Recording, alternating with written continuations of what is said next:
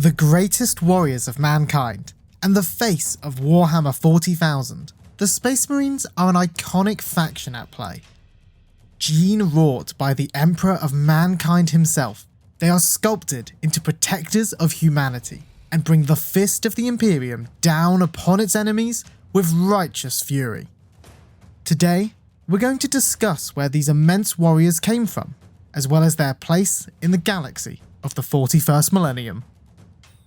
During the Emperor of Mankind's war to unify Earth under his singular banner, he required warriors of great strength. What was needed was more than hitting the gym and high protein intakes would create, and so he set about adapting the strongest of his army to become something more than human.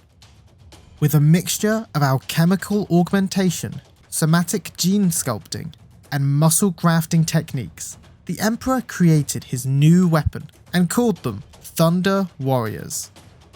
These 20 legions of Thunder Warriors marched across Terra, uniting old Earth under their blades with a newly reinforced strength. The Emperor had witnessed as humanity had torn itself apart through Old Night, and decided that he must be the one to lead them to a new age of light, and that although it pained him to do so, he would cut down anyone who stood in his way. He would drag humanity to greatness, even if they didn't all make it to see it. This unification is exactly the purpose of the Thunder Warriors.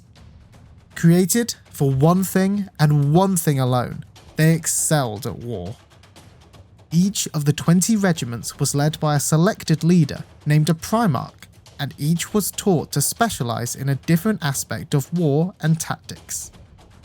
Together, the Emperor and his Thunder Warriors brought all of Terra to kneel in a matter of decades. With each battle, some Thunder Warriors fell, and so when the Unification Wars were nearing their end, their numbers were lessened. This was all part of the plan, however, for the Emperor saw that these warriors were only that, and could not be more than the killing machines that he had required. Planning for further ahead, he began to create a new, better template for his future warriors. These replacement for the Thunder Warriors would be stronger, more endurant, and more importantly, wiser. He would create from himself a small number of loyal custodians, his own personal bodyguards, and the greatest of all of his warriors. And then, from the lessons learned from his Thunder Legions, he began the Astartes project. It is written in Imperial history that the last of the Thunder Warriors gloriously died to the man in the name of the Emperor at the Unification Wars, and in some ways, this is true. The truth is, they weren't killed fighting the enemies of the Emperor, rather, they were in fact slain by him and his custodians. The prototype Astartes of the First Legion also engaged in this battle, proving their might over their previous iterations. These new Astartes, or Space Marines as they're perhaps better known, would go on to become the gene-enhanced warriors of the Imperium throughout the Great Crusade and into the 41st millennium. As if creating super soldiers wasn't enough of a prototype to try out, the Emperor also used the Thunder Warriors to experiment with the organisational structure of his new Marines. The Astartes were divided into 20 legions, each tailored with the DNA of their overall commander, the Primarchs. Sounds familiar, doesn't it? 20 immortal generals, each smithed with intention for a specific purpose to fulfill for the Emperor. More than just military assets or commanders. They were to be the statesmen and the leaders of the Emperor's new kingdom, delivering his message of human unity to all the corners of the galaxy, and bringing the wrath of humanity to any who would pose a threat to them. Larger, stronger, faster and smarter than mortal men, they were the pinnacle of humanity, and into each of them, the Emperor put a piece of himself. Each was designed to lead a legion of their own, and each given a more specific role and talent, with one being the greatest strategist ever known, or the personification of the terrors of war, the master of psychic powers, or the greatest practitioner of the arts of fortification. Whatever it was, each had their own talent, and all were lost when the winds of chaos scattered them across the galaxy before the Great Crusade could begin.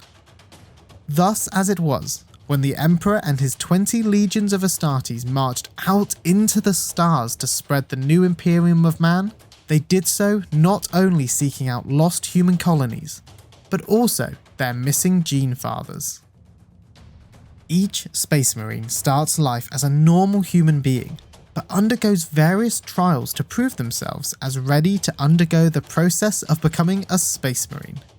They are trained in martial arts and taught how to use the weapons of the Astartes. Their training is mixed with periods of hypnotic suggestion, prolonged meditation, and psychological and spiritual testing, all readying the mind and body of the young aspirant for the next stage. Specifically grown organ grafts, called gene seed, are implanted into the aspirant, manufactured from the matured progenoid glands of another Space Marine. Some of these grafts bestow the body with new abilities, such as spitting poison or being able to learn the memories of other people by eating their flesh, whereas others simply just enhance the body's strength and endurance. Not all of them can be weird superpowers, I guess. Each gene seed is implanted in a set order and must be done in this way for them to take fully and for the development of the new Astartes to flourish and finish in anything other than a long, painful death. At the end of the process, however, the aspirant is no longer a simple human being. They have been elevated to the lofty ranks of the Adeptus Astartes.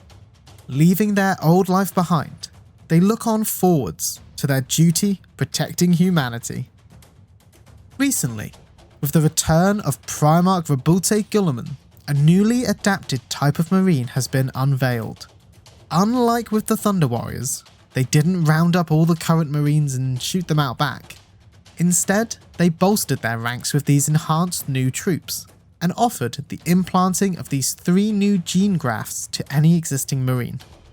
Regardless of if they took the offer and became like their new Primaris battle brothers, or remained as the Emperor had once intended, the original Marines did not go the way of Old Yeller, and now the 2 Marine types fight alongside one another, seeing only a fellow Astartes to aid in their never-ending duty.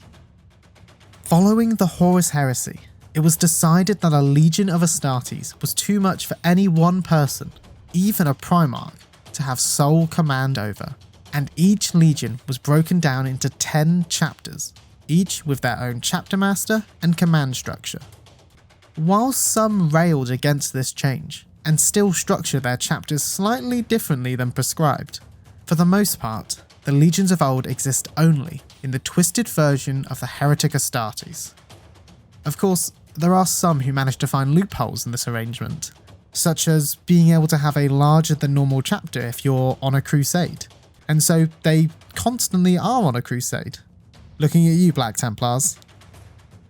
To each Marine, their battle brothers are exactly that, brothers. Sharing the gene seed and the blood of their Primarch, they are part of a fraternity that holds as strong as their iron-cast dedication to the Imperium.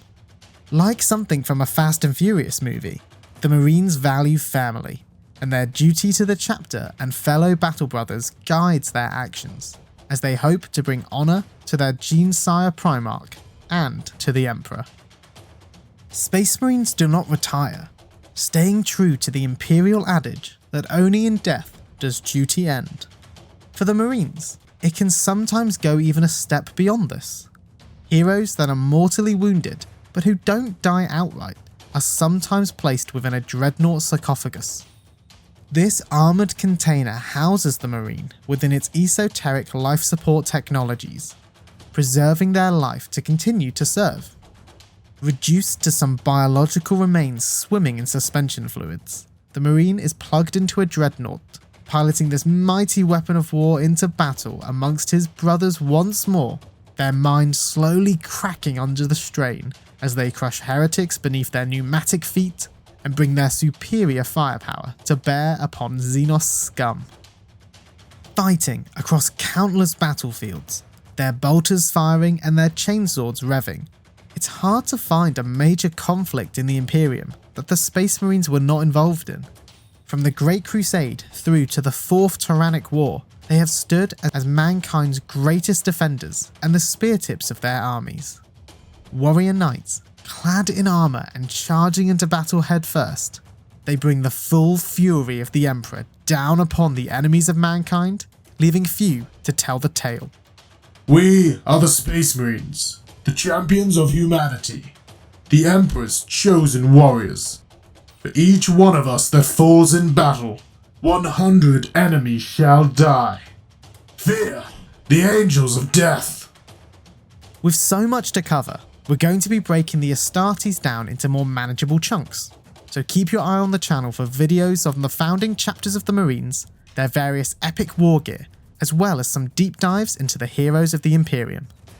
As always, don't forget to like the video and subscribe to the channel. It really helps us to continue what we're doing. Thanks, and I'll see you next time.